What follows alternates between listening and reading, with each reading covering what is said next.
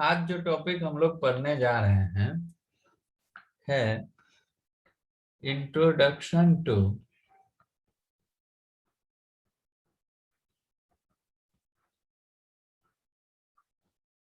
Computer organisation.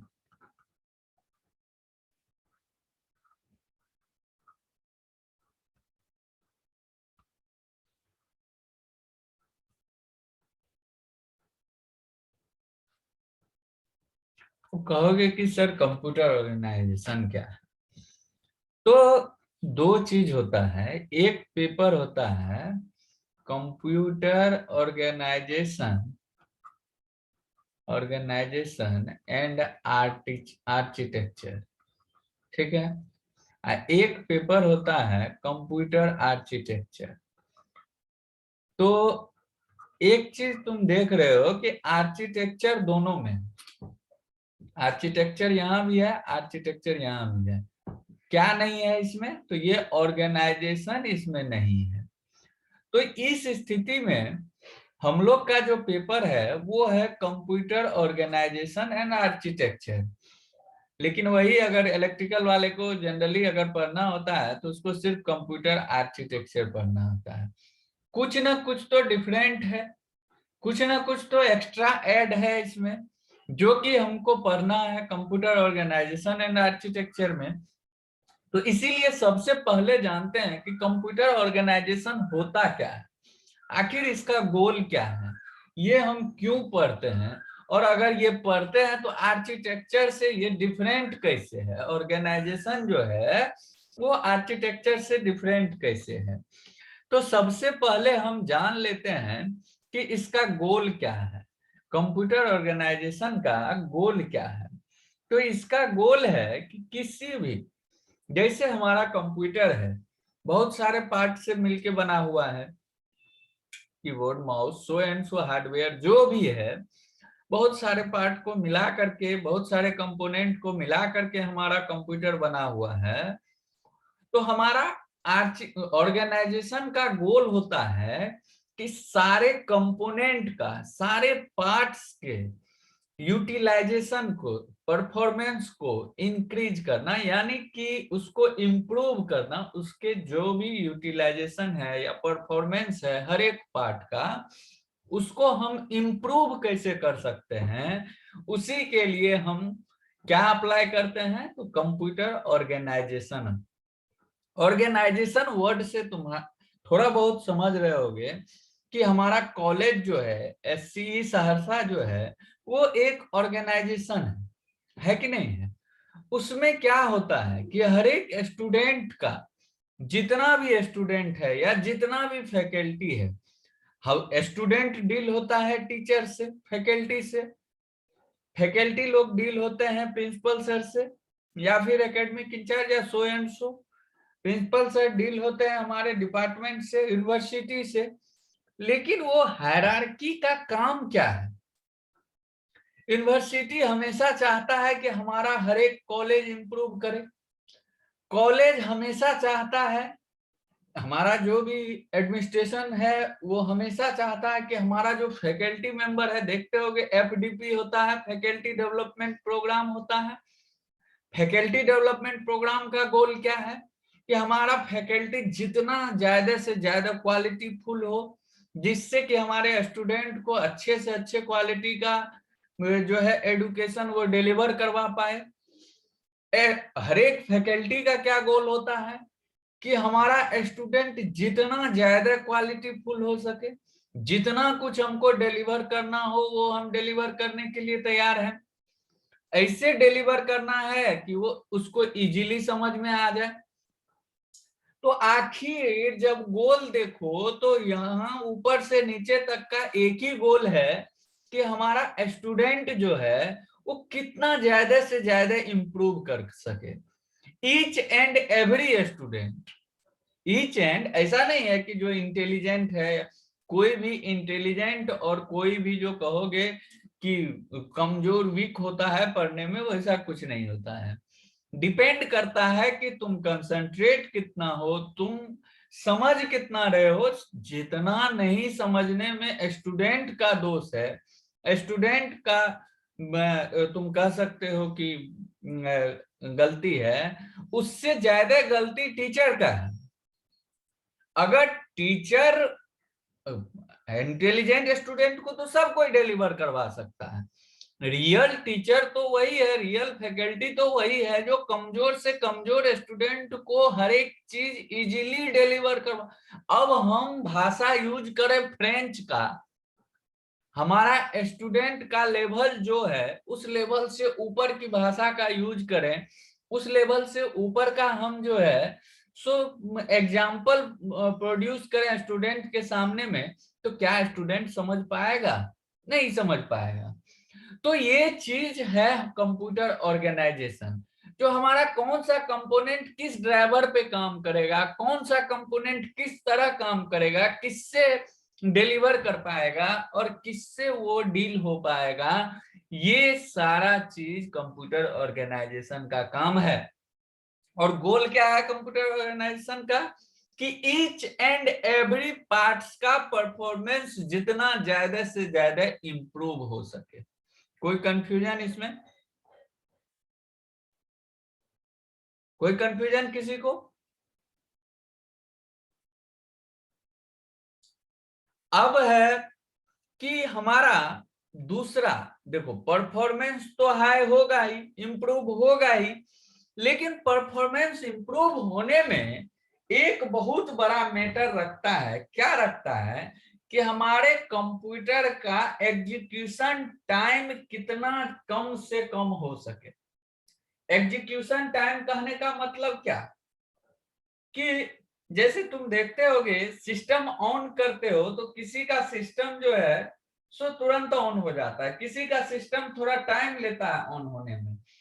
That means ये clear है वहां पे कि जिसका सिस्टम टाइम ले रहा है ऑन होने में, उसका एग्जीक्यूशन टाइम ज्यादा है, वो एग्जीक्यूट करता है ज्यादा देर में। इसीलिए हम लोग कहते हैं कि i7 प्रोसेसर यूज करेंगे, i5 प्रोसेसर यूज करेंगे, i3। जैसे सेलरन डी था, डुअल कोर आया, कोर टू डुअल आया, i3 आया, i5 आया, उससे पहले पेंटियम जनरेशन था, तो अब i7 आ गया है। तो हम लोग क्या करते हैं, धीरे धीरे जब जब जनरेशन चेंज हो रहा है, दैट मीन्स कि एग्जीक्यूशन टाइम रिड्यूस हो रहा है। हम कब कहेंगे? हम यदि कम टाइम में ज्यादा काम कर दें, और तुम अगर ज्यादा टाइम में कम काम करो तो किसका परफॉर्मेंस हाई हुआ, मेरा कि तुम्हारा? ऑब्वियसली मेरा परफॉर्मेंस हाई हुआ। या फिर तुम अगर कम टाइम में ज्यादा काम डिलीवर कर दो, हम उसी काम को डिलीवर करने में ज्यादा, तुम कम टाइम ले रहे हो और हम ज्यादा टाइम ले रहे हैं, दैट मीन्स कि हमारा परफॉर्मेंस वहां पे लो है। तो गोल है कि ईच एंड एवरी पार्ट्स का परफॉर्मेंस हाई करना। हाई करने का मतलब कि reduce the execution time of program. जो भी पार्ट है उस प्रोग्राम को जितना कम से कम टाइम में हो एग्जीक्यूट करे, यही हमारा कंप्यूटर ऑर्गेनाइजेशन का गोल है। हम भी चाहते हैं कि कॉलेज में हमारा स्टूडेंट कितना कम से कम समय में, हमारा कोई भी क्वेश्चन है, यदि तुम एप्टीट्यूड की बात करो तो एप्टीट्यूड का मैथ का लेवल इतना लो रहता है कि वो सब कोई बना सकता है, लेकिन वहां पर डिपेंड करता है कि किसका एग्जीक्यूशन टाइम ज्यादा है, यानी कि किसका एग्जीक्यूशन टाइम कम है, कौन कितना कम से कम टाइम में उस एप्टीट्यूड को बना देता है, चाहे वो लॉजिक के जरिए हो चाहे वो जैसे हो, कितना कम से कम टाइम में उसको बना देता है। यही गोल है हमारा कंप्यूटर ऑर्गेनाइजेशन का, यानी कि improve the performance, improve the performance of each and every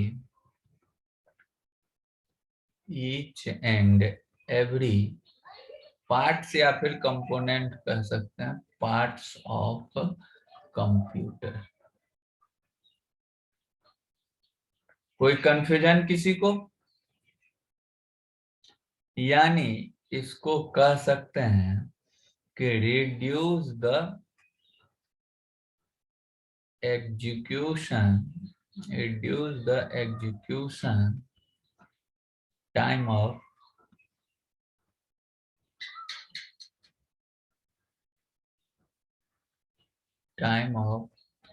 programme, यानी कि हमारे प्रोग्राम के एग्जीक्यूशन टाइम को रिड्यूस करना, यानी कि कम करना। किसका गोल है? तो कंप्यूटर ऑर्गेनाइजेशन का।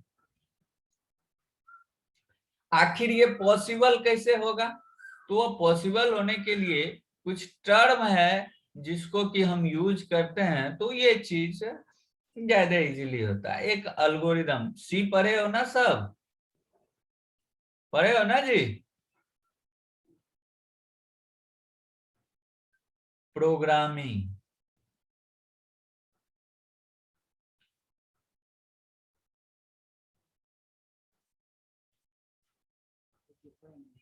Language and compiler. कौन सा लैंग्वेज कहाँ पे इजीली डिलीवर्ड होगा, कौन सा कंपाइलर इजीली काम करेगा, ये बहुत बड़ा मायने रखता है।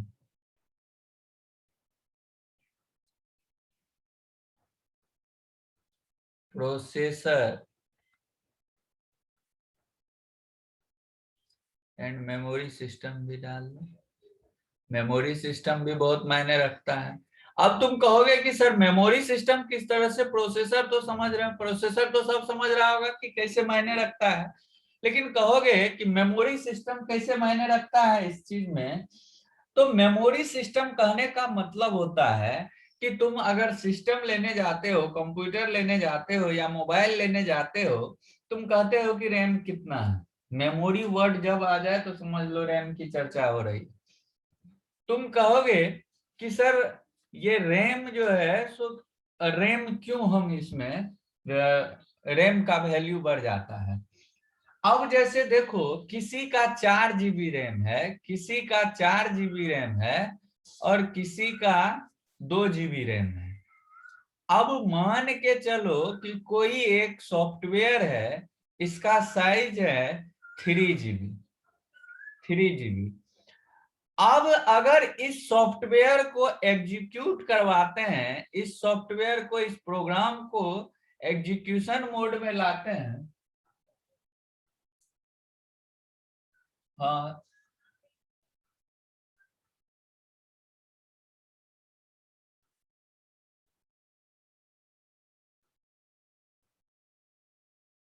हेलो,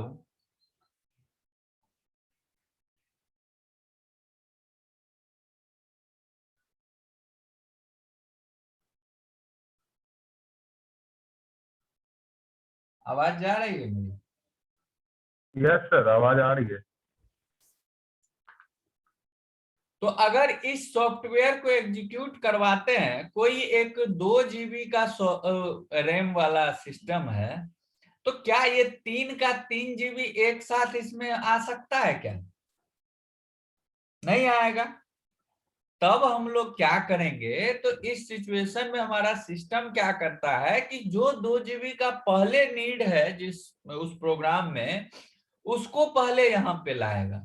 फिर कहते हैं ना कि फिर से राउंड रोबिन मेथड अप्लाई करेगा, या फिर जो भी एल्गोरिदम मेथड होता है, आगे जब एल्गोरिदम हम लोग पढ़ेंगे तो उसमें जानेंगे, उस मेथड को अप्लाई करके जो नीड होगा फिर से उसको लाया जाएगा, और जिसका नीड नहीं होगा उसको फिर से वहां से हटाया जाएगा।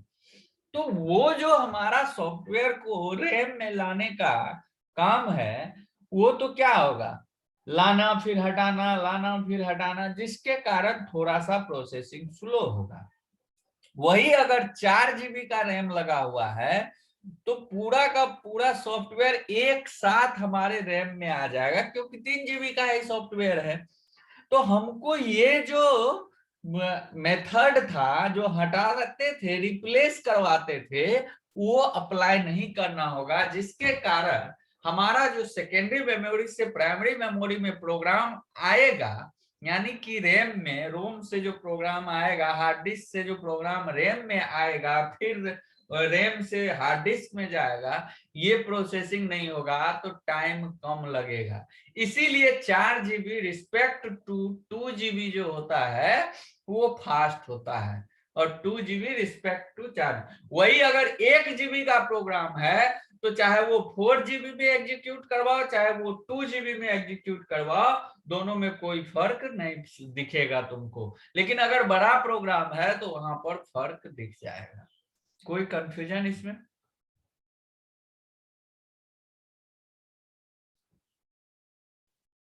फिर एक होता है इनपुट आउटपुट सिस्टम, जो है इसको भी ऑर्गेनाइज करना बहुत जरूरी है।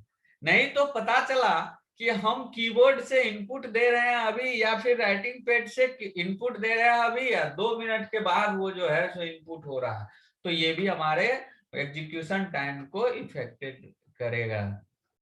एक होता है एग्जीक्यूशन टाइम, जो कि अभी हम बताएं। एग्जीक्यूशन टाइम मेन गोल यही होता है। और एक हम थ्रो आउटपुट पढ़ेंगे। तुम कहोगे कि सर ये थ्रो आउटपुट क्या है? तो हमारा जो प्रोग्राम है वो जो हमको डिलीवर करता है रिजल्टेंट के रूप में, जो रिजल्टेंट के रूप में हमको मिलता है वही कहलाता थ्रो। और वो रिजल्टेंट मिलने में कितना टाइम लगा, किस किस प्रोसेसिंग से हुआ और कैसे हुआ, ये सब का सब थ्रो आउटपुट पे डिपेंड करता है। यानी कि हमारा सिस्टम का जो परफॉर्मेंस है वो कौन शो करता है? थ्रो आउटपुट शो करता है। यानी कि हम यदि इसको सिक्वेंसली देखें तो अल्गोरिदम बहुत इंपॉर्टेंट चीज है। जब सी पढ़े होंगे तो उसमें जाने होंगे। फिर प्रोग्राम करते हैं, फिर कंपाइलर, प्रोसेसर और मेमोरी सिस्टम का काम होता है, फिर इनपुट आउटपुट सिस्टम, फिर एग्जीक्यूशन टाइम कितना ले रहा है, और लास्टली थ्रू आउटपुट कितने परफॉर्मेंस यानी कि सिस्टम का कैसा है, वो किसके थ्रू पता चलता है? थ्रू आउटपुट के थ्रू पता चलता है। कोई कंफ्यूजन किसी को तो बोलो।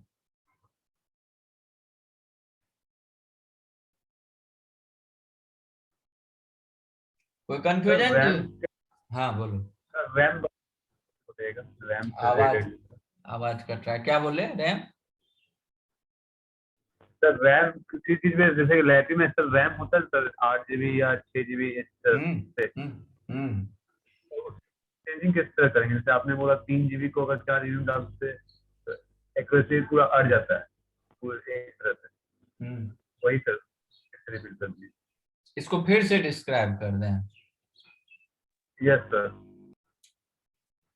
अच्छा एक बात बताओ कि हमारा कैपेसिटी है, हम अपने बाइक लो, बाइक पर और कार पर। बाइक का मैक्सिमम कैपेसिटी कितना है? 2%। कार का मैक्सिमम कैपेसिटी कितना है? 5%। है ना? इसमें तो कोई शक नहीं होना चाहिए। अब अगर 4% को जाना है, 4 आदमी को जाना है, 4% वांट टू ट्रेवल, यानी कि 4 आदमी जाना चाह रहा है, ट्रेवल करना चाह रहा है, एक सोर्स से डेस्टिनेशन की ओर जाना चाह रहा है। अगर मोड बाइक हो तो मिनिमम कितना टाइम्स लगेगा? 2 टाइम्स लगेगा कि नहीं लगेगा? अगर कार हो तो कितना टाइम्स लगेगा? 1 टाइम्स लगेगा कि नहीं लगेगा? लगेगा ना जी? Yes sir. अब टाइम किसको ज्यादा लगेगा, कार को या बाइक को? बाइक को लगेगा सर। बाइक को, ऑब्वियस सी बात है, इसको ज्यादा टाइम लगेगा और इसको कम टाइम लगेगा। उसी तरह से अगर एक पर्सन है, एक ही पर्सन को 1 person want to travel, 1 person want to travel, इस सिचुएशन में अगर बाइक से जाए तो इसको भी कितना टाइम लगेगा? 1 टाइम। कार से जाए तो इसको भी कितना टाइम लगेगा? 1 टाइम। तो क्या टाइम में अंतर नजर आएगा क्या है? नहीं आएगा? आएगा क्या? नहीं आएगा। नहीं आएगा नजर। तो वही चीज हम यहाँ पर कहना चाह रहे थे कि अगर सॉफ्टवेयर 1 GB का है, 1 GB का सॉफ्टवेयर है, तो वो तो इसके पास भी एक बार में ही पूरा का पूरा सॉफ्टवेयर आ जाएगा और इसके पास भी एक बार में ही। तो यहाँ पर हमको स्पीड के बारे में पूरा क्लियर पता नहीं चलेगा कि हमारा स्पीड। तुम अपने मोबाइल में देख लो ना, एक छोटा सा सॉफ्टवेयर है, देखा होगा जिसके मोबाइल का रैम कम होता है, मेमोरी कम होता है, वो क्या करता है? फेसबुक लाइट यूज करता है। और जिसका रैम और मेमोरी तगड़ा है, ज्यादा कैपेबिलिटी वाला है, वो फेसबुक यूज करता है कि नहीं करता है?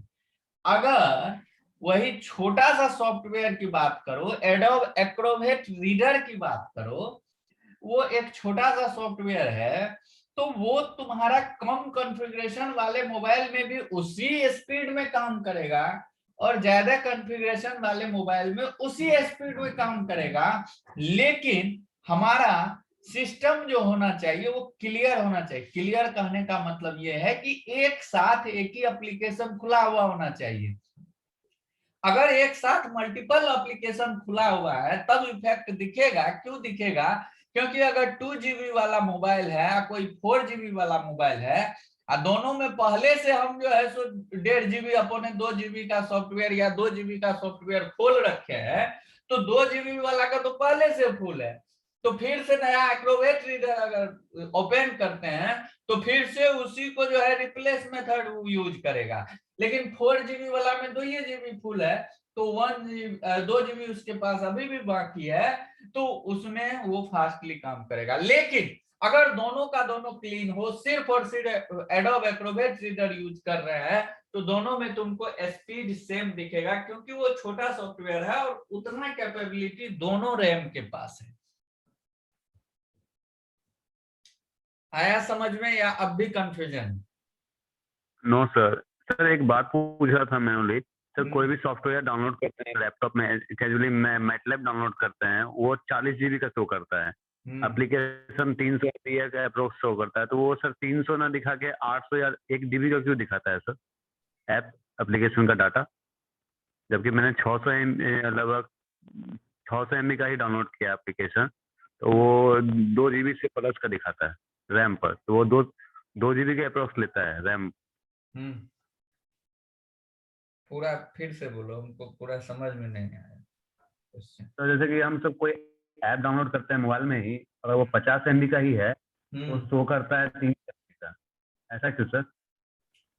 50 MB का शो करता है 300 MB का? कहाँ पे शो करता है 300 MB? मेमोरी में? डाउनलोड करते हैं अगर फोन में तो वो 50 MB का होता है, बट जब उसको मेमोरी में देखते हैं रैम का या पिन जाकर देखते हैं स्टोरेज में, तो वो 900 MB शो करता है। उसके पीछे रीजन है। व्हाट्सएप जिस टाइम तुम डाउनलोड करते हो, व्हाट्सएप की एग्जांपल ले लो, जिस टाइम तुम डाउनलोड करते हो, उस टाइम उस व्हाट्सएप में कुछ भी रहता है कंटेंट? क्या कोई कंटेंट रहता है? हेलो? नो सर, नहीं रहता है। नहीं रहता है, वो पूरा का पूरा ब्लैंक है। तो सिर्फ और सिर्फ उसमें क्या है? वो एप्लीकेशन है। जब वही तुम 6 महीना साल भर यूज कर लिए, तो जितना सारा मैसेज है, जितना सारा इमेज है, जितना सारा कंटेंट है, वो व्हाट्सएप में है कि नहीं है? वो कहाँ है? दूसरे जगह है, व्हाट्सएप एप्लीकेशन में ही है ना। तो वो फाइल किसमें शो करेगा? व्हाट्सएप में ही ना शो करेगा, क्योंकि वो उस एप्लीकेशन से रिलेटेड है। सर वही पूछना है, वो रैम पर असर करेगा या रोम पर असर करेगा? रैम पे जिस टाइम तुम उस व्हाट्सएप को यूज कर रहे हो, उस टाइम वो पूरा रैम को यूज करेगा। वो उस टाइम सारा डाटा रैम पे लाने का कोशिश करेगा, भले वो पूरा आ ना पाए, क्योंकि रैम हमारा कम कैपेबिलिटी, कम मेमोरी रखता है, आ ना पाए, लेकिन वही रिप्लेस मेथड वो अप्लाई करके जो है तो आता। देखते होगे कि हम लोग बार बार सिस्टम को रीसेट करते हैं। क्यों रीसेट करते हैं? क्योंकि पहले से बहुत सारा डाटा सिस्टम में आ जाता है, जिसके कारण प्रोसेसिंग स्लो हो जाता है। और रीसेट करने के बाद क्या हो जाता है, जो भी टेम्पोररी फाइल होता है, जो भी हमारा फालतू एप्लीकेशन होता है, वो सारा का सारा डिलीट हो जाता है।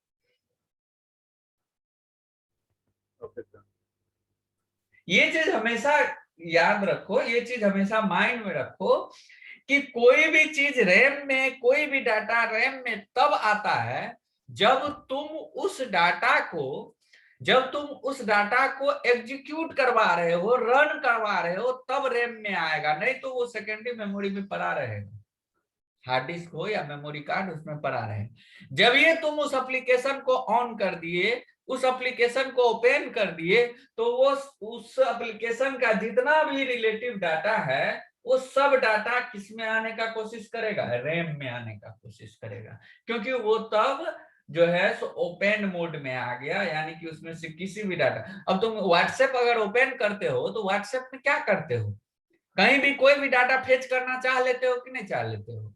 ऐसा तो नहीं है स्पेसिफिक कि शुरू से जो 5 को कंटेंट है उसी का डाटा हम देखना चाह रहे हैं, ऐसा होता है क्या? नहीं होता है।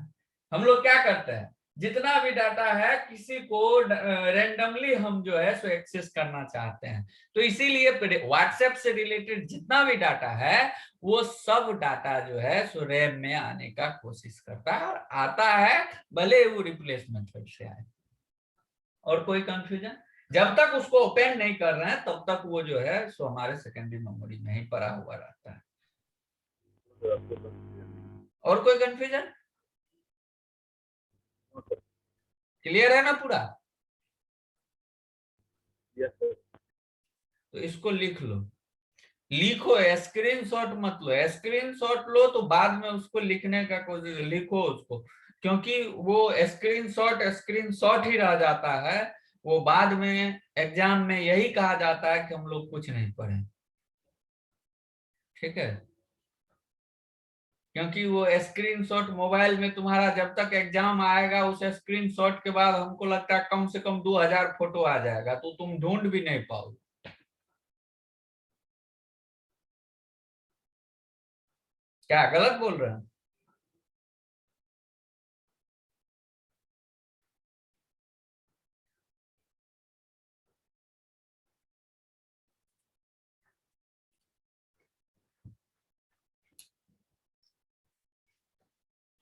अब यहाँ पर जो हम दो चीज बताए थे कि कंप्यूटर ऑर्गेनाइजेशन और कंप्यूटर आर्किटेक्चर, इसके बीच में कंपैरिजन करते हैं कि आखिर दोनों के बीच में अंतर क्या है।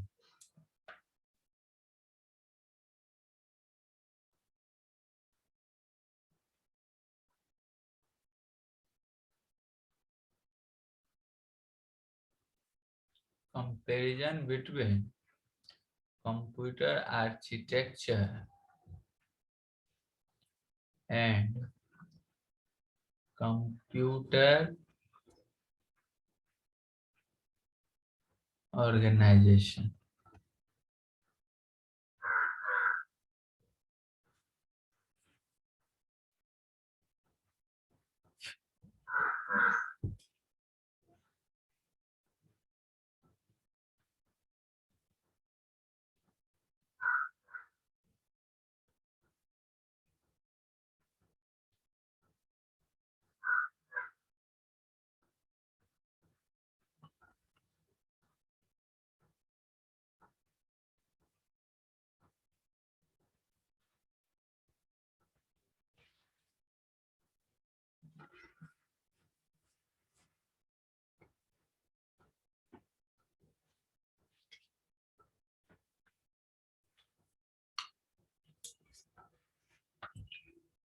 पहला, कंप्यूटर आर्किटेक्चर जो है सो वाट पे काम करता है। अब कहोगे कि सर इस वाट का मतलब क्या है? वाट का मतलब है कि व्हाट द कंप्यूटर डज, यानी कि कंप्यूटर करेगा क्या। वही कंप्यूटर ऑर्गेनाइजेशन जो है वो हाउ पे काम करता है। किस पे? हाउ। अब जो करेगा कंप्यूटर वो कौन डिसाइड करता है? Computer architecture. वो किस तरह से करेगा वो कौन डिसाइड करता है? Computer organisation. अब जैसे हमको मिला है computer organisation and architecture paper, ये कौन डिसाइड किया? कॉलेज एडमिनिस्ट्रेशन डिसाइड किए कि हमको क्या मिलेगा, हमको क्या पढ़ाना है, कंप्यूटर ऑर्गेनाइजेशन एंड आर्किटेक्चर। तो ये काम हो गया कंप्यूटर आर्किटेक्चर, और किस तरह से पढ़ाना है ये काम हुआ किसका, मेरा, यानी कि कंप्यूटर ऑर्गेनाइजेशन का। यहां पर एकदम माइंड में बैठा लो कि कंप्यूटर आर्किटेक्चर कौन है, कॉलेज एडमिनिस्ट्रेशन, और कंप्यूटर ऑर्गेनाइजेशन कौन है, हम। यानी कि जो करना है वो कौन डिसाइड करेगा, कंप्यूटर आर्किटेक्चर। वो किस तरह करना है ये कौन डिसाइड करेगा, कंप्यूटर ऑर्गेनाइजेशन। यानी कि इसको हम लिख सकते हैं व्हाट द कंप्यूटर डज।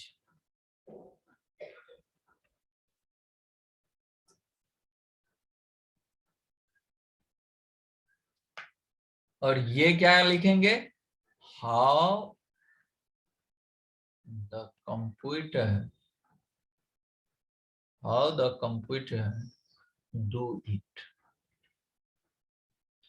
कोई कंफ्यूजन इसमें? कंप्यूटर आर्किटेक्चर डिसाइड करेगा करना क्या है, और कंप्यूटर ऑर्गेनाइजेशन डिसाइड करेगा कि किस तरह से करना है। कोई कंफ्यूजन किसी को? अब कंप्यूटर आर्किटेक्चर जो है वो जो डील करता है वो हाई लेवल डिजाइन के ऊपर डील करता है, हाई लेवल डिजाइन इशू के ऊपर डील करता है। अब कहोगे कि हाई लेवल डिजाइन इशू क्या है, जैसे सिस्टम डिजाइन क्या होगा, कंप्यूटर का डिजाइन क्या होगा, ये हो गया हाई लेवल डिजाइन। और अब यहां पर ऊपर में क्या किया कि क्या करना है, तो वही चीज ना, सिस्टम कैसा होगा, कंप्यूटर कैसा होगा, वो चीज। अब वो सिस्टम डिजाइन कैसा होगा, कंप्यूटर डिजाइन कैसा होगा, वो किस तरह से होगा, वो कौन डिसाइड करेगा, कंप्यूटर ऑर्गेनाइजेशन। यानी कि लॉजिक डिजाइन और सर्किट डिजाइन कौन करेगा, कंप्यूटर ऑर्गेनाइजेशन करेगा। यानी कि हम कंप्यूटर कैसा चाहिए हमको, सिस्टम कैसा चाहिए, वो कौन डिसाइड कर रहा है, कंप्यूटर आर्किटेक्चर। i5 चाहिए, i3 चाहिए, डुअल कोर चाहिए, ये कौन डिसाइड कर रहा है, कंप्यूटर आर्किटेक्चर। लेकिन वो होगा कैसे, ये कौन डिसाइड करेगा, तो ये कंप्यूटर ऑर्गेनाइजेशन। यानी कि लॉजिक डिजाइन उसका कैसा होगा, सर्किट डिजाइन उसका कैसा होगा, ये कौन डिसाइड करेगा, तो कंप्यूटर ऑर्गेनाइजेशन डिसाइड करेगा उसको। आई बात समझ में, आई बात समझ में जी? Yes sir. यानी कि इसमें हम क्या लिखेंगे, deals with high level design issue, high level design issue. मतलब सिस्टम